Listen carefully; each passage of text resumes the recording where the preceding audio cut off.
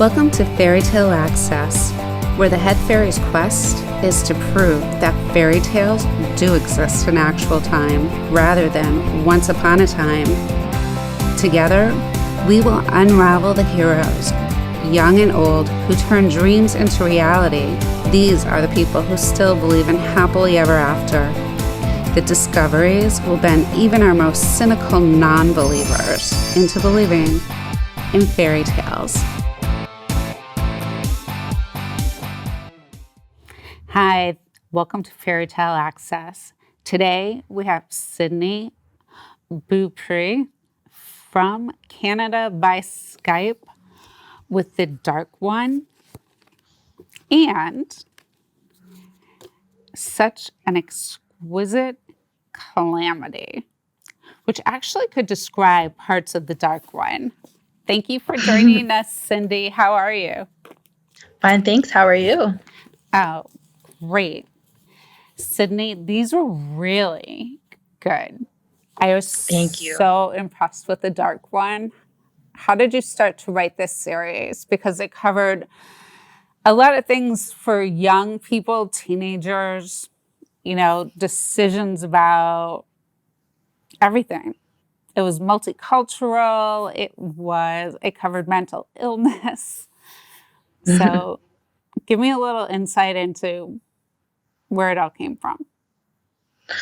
Well, I suffer from mental illness myself, so I definitely have to sprinkle that into almost everything I write. And the idea came to me in a dream. And then I started writing it in math class in 10th grade. And it took me 6 years to write. And I did a lot of research for the mythology aspect of it. Took a long time. Well, that part was really well laid out. I enjoyed it so much. I just couldn't put it down. I think I read it in like a day and a half. Wow. Yeah, it's just so like fresh and twisted and, a little bit scary and dark. I try.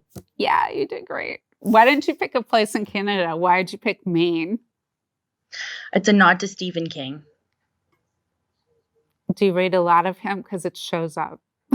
I do. I do read a lot of him. Wow. And was it your intention to gear it towards teenagers? And I mean, there are a lot of issues that you hit on: chastity, first loves. It's seriously original. So thank you. Why were some of those things important to you? I don't know. I think as I started writing it when I was a teenager, so those things were at the forefront of my mind. And I kept that with me as I wrote it. That's great, especially since it took you 6 years to write it. How many are going to be in the series? 2. 2? So how long will the second book take? It's almost finished. It'll probably take another half a year to finish. Oh, great. And what's your background? Because the English is extremely well done. It's such a nice flow, and I really enjoyed just the wittiness of it, the way that you put it all together. I studied creative writing and literature at John Abbott College. Oh, okay. That makes sense. You must have done well.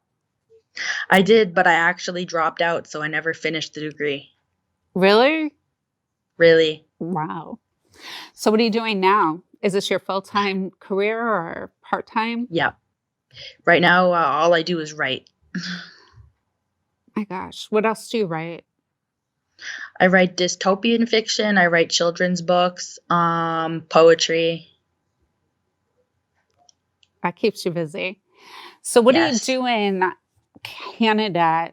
So for the scenes in the book, they're really vivid. They're descriptive, things that happen, in a park or next to water. What are some of the things you draw on to create those scenes? I actually went onto Google Maps and I walked around towns in Maine to get a feel. Oh, really? Hmm. Nice. Do you hang out in nature in your normal everyday life? Yes, I like to hang out in nature as much as possible. Or what are some of the sports that you're into that helped you set the tone Oh, for the sports. book? All sports? I'm not in. I'm not into any sports. None? None. Maybe What? swimming. Swimming? So, what other activities or places you visited played a part in how you developed this story? Well, activities and places I visited. That's a good question. I visited a lot of parks. So for the park that I created, that Kiara likes to go to, I created.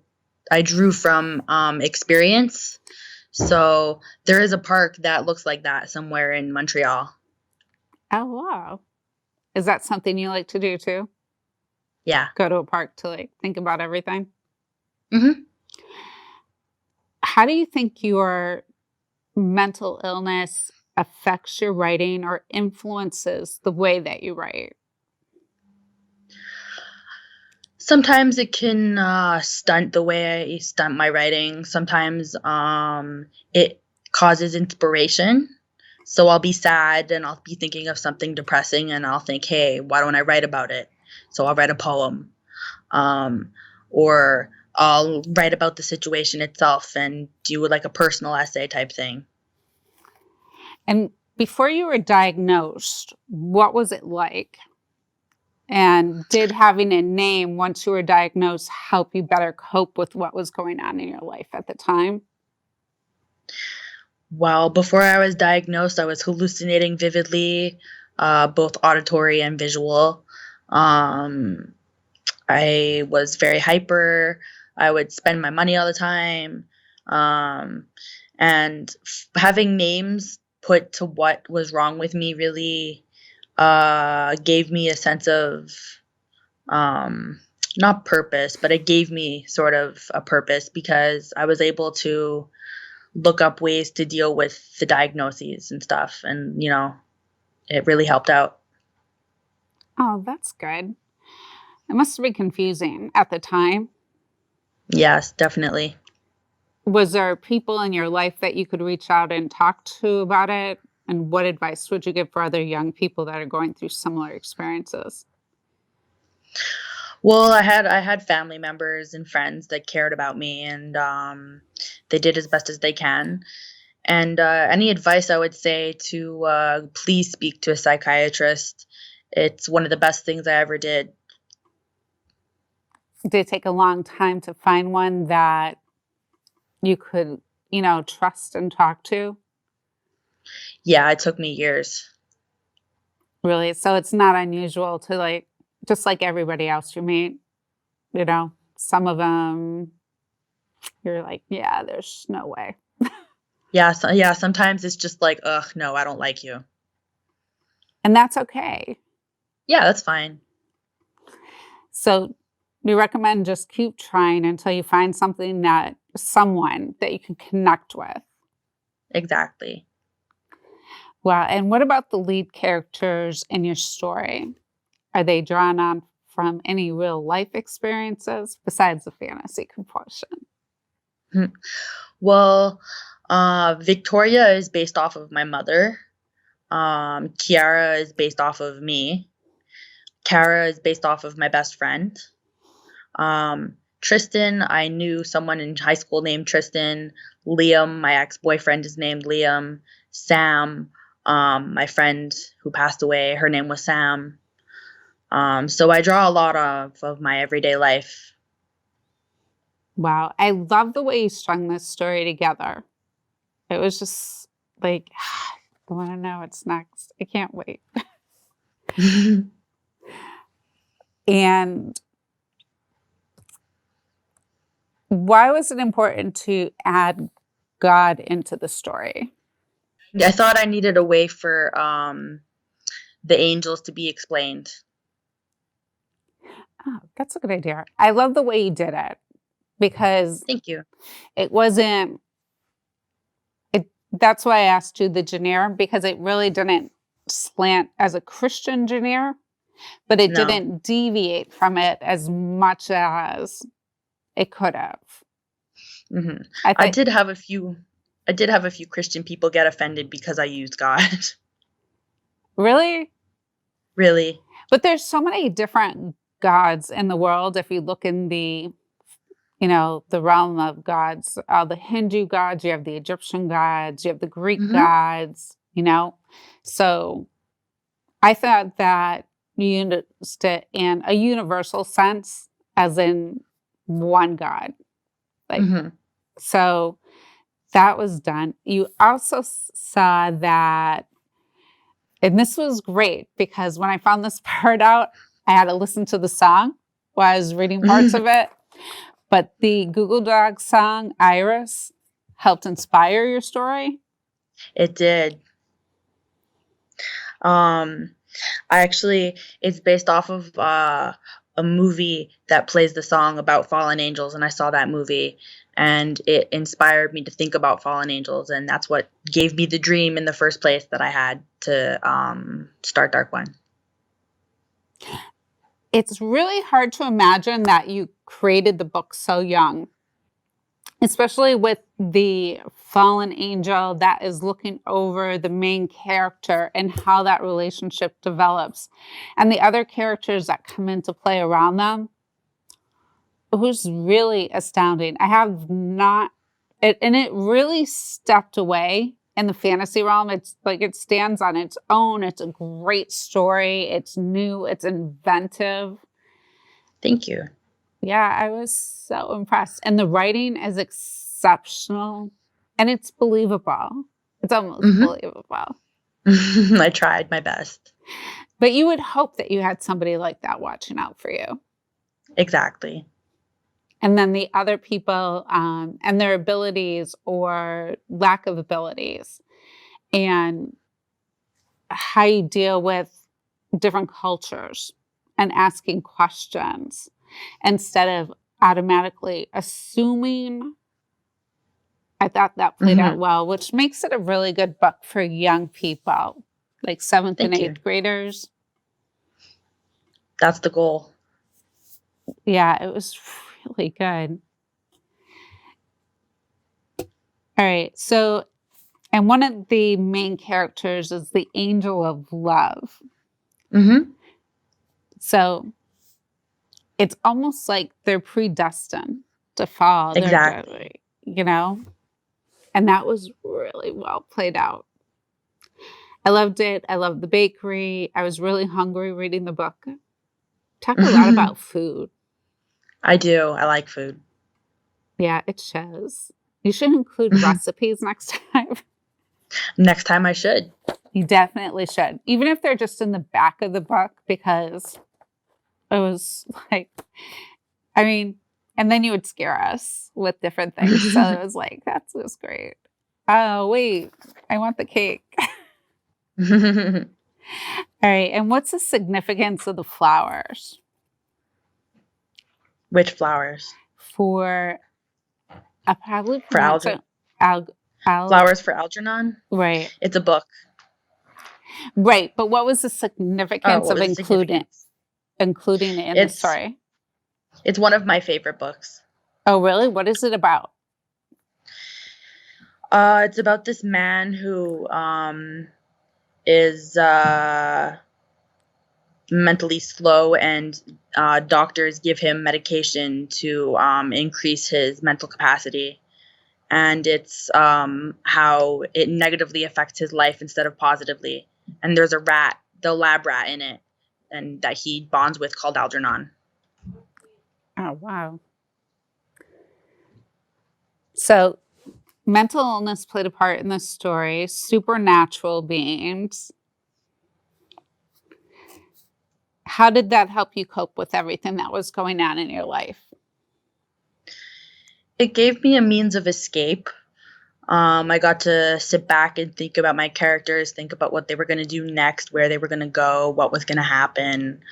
Um, yeah, it was really just a good sense of escape. What about when you went on to Such Exquisite Calamity with Spencer and Caden. What did you draw on to create this storyline? I'm not sure. It just sort of came to me one day as I was sitting there on the couch.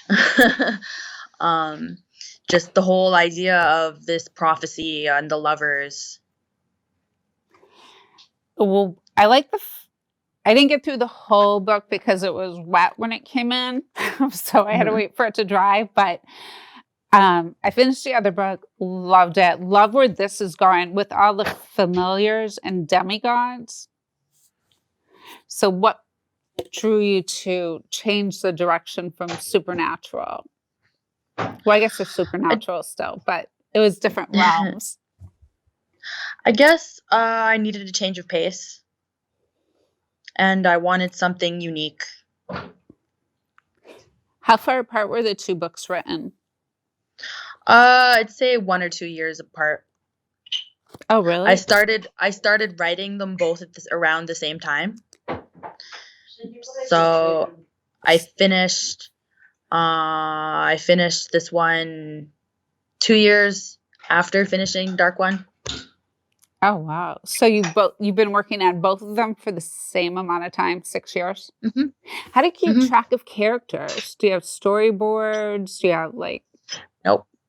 I just keep it all up here in my head. Really? Really. That's amazing. Thank you. All right. What are some other things that people should know about you? Or what can we expect from the 2 series? Well, you can expect a lot of action. There's a lot of action in the next book for Dark One, Exodus. You can expect more magic, more aspects of the curse. And from me, you can expect more children's books. You can expect more anthologies. I have anthologies coming out that I've been curating. So those sound interesting. Anything in particular? There's one called Fusion. It's an anthology curated by me. It's all people who are neurodivergent. What's neurodivergent? So, like people who have autism, depression, personality disorder, etc. Oh, wow. That'll be interesting. Yeah, I hope so. I have 2 in the installments so far. And what do you do for research? I Google. You Google? Google is my best friend. Oh, that's good. And after these 2 series are done, how many are in each series? So for Dark One? There's 2 in Dark One. There's 2 books for Such Exquisite Calamity, but there's 3 short stories. Like there's 2 novellas and a short story. Oh, wow. That completes the second. They're both really good. I love your style of writing. I love how the soul is important, making choices, treating everybody equally. And I love the way you come around it, because you do come around it with a young person's point of view. Mm-hmm. I try my best. Yeah, and it's not direct. It's subtle. Mm-hmm. It was really good. Very creative. And it was it made me giggle a lot of times too, which is really great because I don't think I've giggled a lot in a while, but it was just like those giggly surprises, like you talking about something with your girlfriends or, you know, and when you're young, it's just it was so cute. But yeah, I loved it. Thanks. Oh, my pleasure. All right. So anything else on the horizon that we can look at? Well, I have a children's book called Buddy that's coming out in January, approximately. It's about a little boy nicknamed Buddy. He's autistic. It's his everyday life. And what is your diagnosis? I don't really know. I do know that I have depression, anxiety, obsessive compulsive disorder, ADHD. I suffer from mania and hallucinations, psychosis. And they don't know what causes it? No, they don't know the name. Hmm. And how did you, for Buddy, for instance, how did Hmm. you do the research? Do you meet other people that have different Yes. mental illnesses, so they helped you?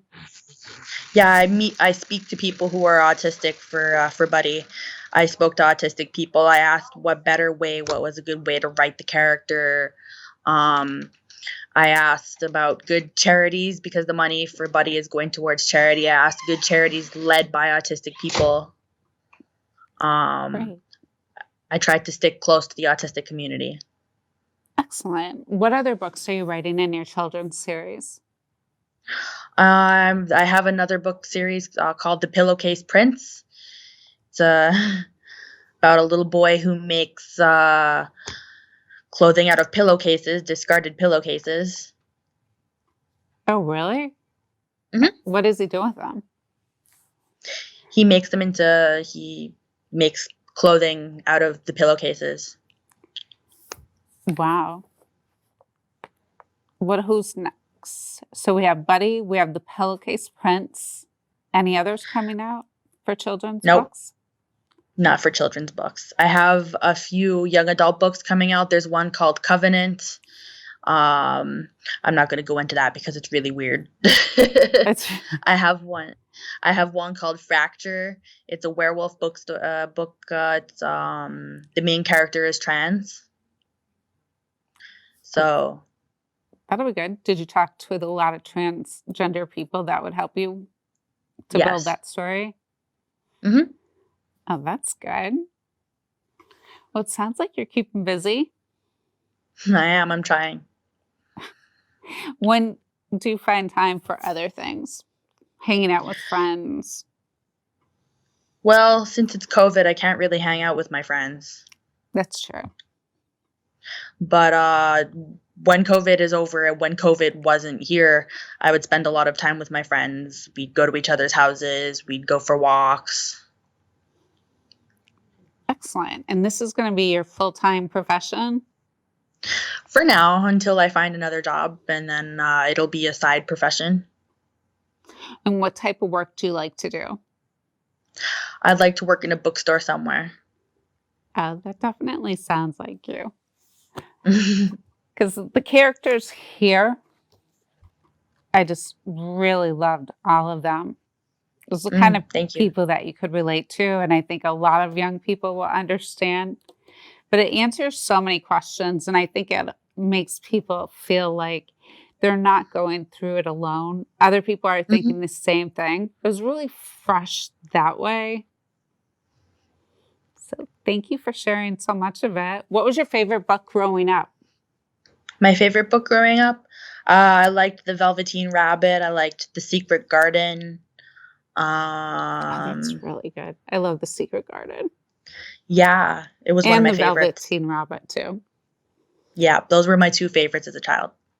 Oh, and Le Petit Prince. Oh, I haven't read that. Is it good? It's good. What's it about? It's about a little prince that lives in space. Oh, that sounds fun. Yeah. Any others? I can't think of any. Great. Well, thanks for sharing so much about how you created these wonderful stories. Well, thank you for giving me the opportunity. Oh, my pleasure. Until next time, keep asking questions. And if you need a dynamic new story for a young person, either one of these books will lead them into time of reading that they won't forget.